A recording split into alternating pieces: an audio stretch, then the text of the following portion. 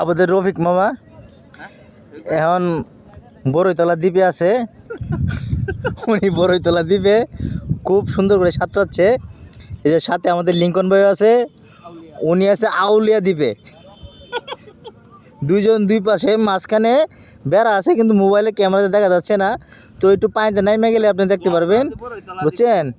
এই যে আমার এই মামা বড়ইতলা দ্বীপ, এই যে বড়ই গাছতলা, এই দেখেন এই যে সুরাব ভাই, এই যে দেখছেন খুব কিউট।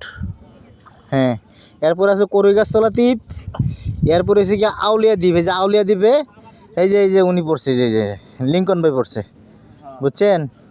এরপরে আছে হচ্ছে আপনার বালুর দ্বীপ, হ্যাঁ দেখেন খুব সুন্দর বালুর দ্বীপ।